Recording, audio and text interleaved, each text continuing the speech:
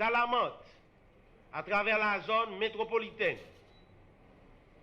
Certaines activités dans le domaine de la restauration, de l'hôtellerie, des ambiances nocturnes sont quasi paralysées car la peur envahit la population. Les enlèvements au quotidien qui frappent toutes les couches sociales provoquent consternation et stupeur. L'incapacité des appareils de sécurité de l'État à freiner jusqu'à date ce phénomène inquiétant n'est pas de bon augure. Le gouvernement de la République est consterné par la tentative d'enlèvement suivie d'assassinat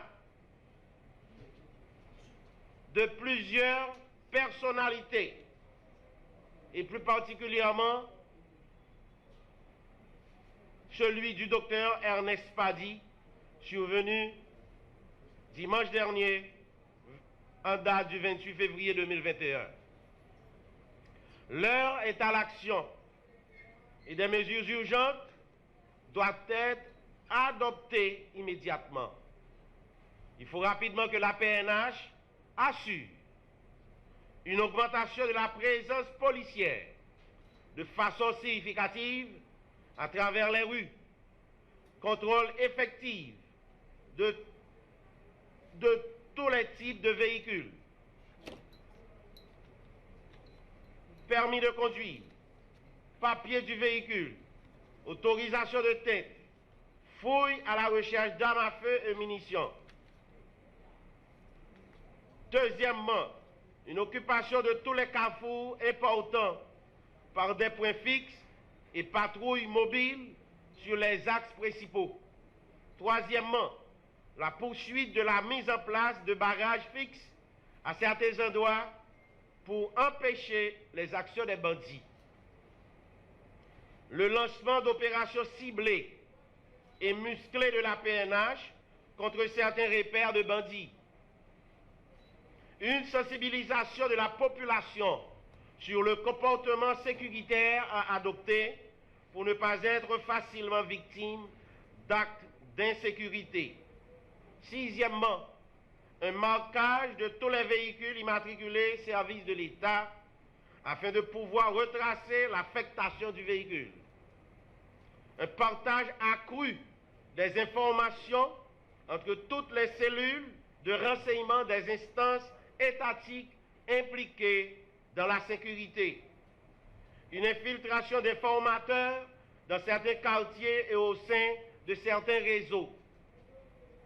Un contrôle réel de l'effectif policier actif, en détachement, en mesures conservatoires, en disponibilité, études à l'étranger, malades et autres. Dixièmement, un contrôle de l'armement collectif au sein de toutes les unités de la PNH. Et entre autres mesures que nous déjà prenons pour nous accompagner la population, nous avons rappelé mesures qui portaient sur les vies de santé que le gouvernement prend récemment.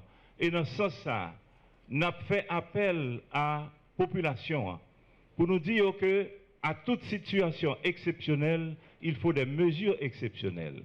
Nous demandons pour eux ressaisir, nous demandons toute collaboration, parce que, au grand mot, les grands remèdes. C'est pour bien-être, eux-mêmes tout, et bien-être toute société. Parce que le kidnappeur, fait kidnapping, c'est une machine noire qui a passé dans tout le monde avec. Situation ça, n'est pas capable de continuer. Nous avons demandé pour faire preuve de dépassement, pour sacrifier petit bonheur, petit confort, petite intimité ça, que machine vite teintée a procuré pour le bénéfice commun. Et nous avons rappelé que communiqué a fait état de mesures provisoires. Donc c'est ensemble pour nous coller la main, pour nous collaborer, pour nous arriver, juguler situation ça, qui n'a pas existé dans le pays avant. Au niveau de la DCPJ, nous prenons pile disposition pour que nous combattions le phénomène pour permettre que la population haïtienne soit capable d'aller en bon souffle. Il y a un plan de développement pour PNH là, c'est le plan 2017-2021. Nous procéder à un recensement au niveau national de toute gang qui a fonctionné dans le pays. Ça permet que nous joignons plus d'informations concernant le mode opératoire gang yo, et ça permet que nous organisions pour que nous soyons capables de démanteler. Nous créons une direction, c'est direction de haute technologie pour supporter la police nationale là, et pour renforcer la direction renseignements généraux qui est dans la police là. Nous créons une unité qui est une unité des blindés de la police nationale pour soutenir différentes opérations qui ont plus le risque que la police a mené dans différentes zones nous connaissons un problème. Nous renforcer unité spécialisée dans la police là, différentes unités spécialisées. Nous renforcer en termes d'effectifs, des moyens qui viennent tout, et nous former au plus bien pour être capable de plus rendement dans l'intervention qu'il a fait. Nous procéder à la création conformément à vœux bailleurs fonds d'une unité anti-gang qui lui-même gagne là-dedans environ 200 agents police nationale qui sont même spécialisés dans la recherche et dans l'intervention.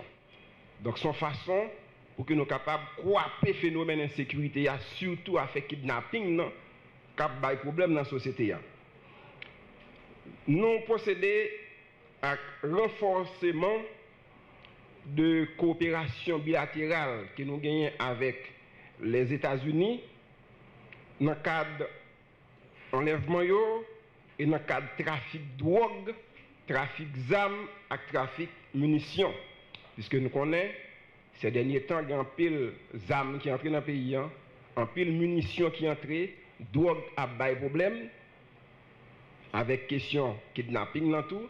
Donc, nous renforcer la coopération nous, avec les États-Unis qui pour backup nous, qui pour permettre que nous soyons capables, plus efficaces, plus efficients dans la mission nous.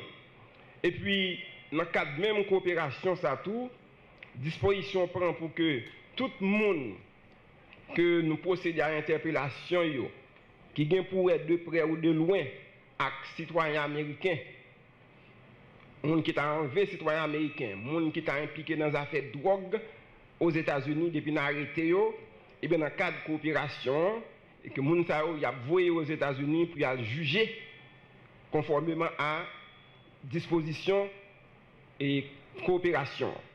Depuis le 6 février de cette année, ministre Rockefeller Vincent choisi comme commissaire du gouvernement Port-au-Prince. Et depuis jour ça, moi lancé dans le combat contre le grand banditisme, notamment le kidnapping, l'enlèvement, la séquestration, prise d'otages, rap, demande de rançon et simulation de kidnapping. Toute infraction, ça, c'est des infractions qui punissent par la loi d'octobre 2017 modifiant la loi de 2009 sur l'enlèvement et la séquestration. M'a rappelé tout kidnappeur dans le pays, tout malfrat, que loi ça, son loi qui est très stricte, loi ça pas admettre ni liberté provisoire, ni circonstances atténuantes, ni mais lever de coups. Et c'est une loi tout qui admet publicité. Tout le monde qui condamne pour question kidnapping, la loi dit yoka publie sur réseau pour toute société à wow, pour tout le monde wow, comme kidnappé. M'a dit tout kidnappé. Je dis à l'autre commissaire gouvernement dans Port-au-Prince. Ce n'est pas un commissaire gouvernement qui décide de chita seulement dans le bureau, mais son commissaire gouvernement qui décide d'accompagner la police dans tout corridor, dans tout coin, dans tout quartier, pour être capable de frapper le phénomène d'insécurité. Depuis que je suis rentré dans le paquet en 2019, nous avons annoncé une opération que nous avons appelée l'opération Zéro Tolérance. Et Zéro Tolérance, ça, il fait chemin parce que en pile bandit est obligé de prendre la fuite. Et je passé l'autre formel à la police pour que bandit aussi serré et que la justice lui-même, c'est les cas briller. Effectivement, dans le mois de janvier, il a gagné 17 opérations sous ordre commissaire gouvernement qui étaient opérées dans une zone non droit autant que sans raison, Fougerolles, Pont-Blanc, Carrefour-la-Mort. Et dans 17 opérations, ça, nous avons 19 suspects. Et il y a 16 dossiers qui étaient constitués. Et l'unité qui était accompagnée commissaire gouvernement dans le travail, ça, c'était SDBJ, UDMO avec BI. Et l'infraction que nous avons trouvée, c'est détention illégale d'armes à feu, vol de nuit, enlèvement, et nous avons également fait contrôle d'identité qui te permettre que nous ayons un peu le monde. Dans le mois de février, nous avons fait 26 opérations. Et dans le même lieu, ça y est, Pont-Blanc, sans raison, Fougerolles, Carrefour-la-Mort, et nous avons ajouté une autre zone encore qui est cette zone Haut du Cap, avec zone qui est tout près Haut du Cap. Nous avons 31 personnes et ça a constitué 27 dossiers. Et dans le dossier, ça y est, il y a un assassinat, il y a une tentative d'assassinat, il y a encore détention illégale d'armes à feu, il y a un viol, il y a un vol de véhicule, cambriolage, et nous avons trouvé un peu de marijuana dans quelques cas. Nous, pendant février également, nous avons fait une fouille dans l'APN, côté que nous avons un conteneur qui a pile de armes là-dedans. Nous avons trouvé 6 Taurus, nous avons trouvé 3 fusils et nous avons trouvé en tout 7917 cartouches. De ce ça, même là.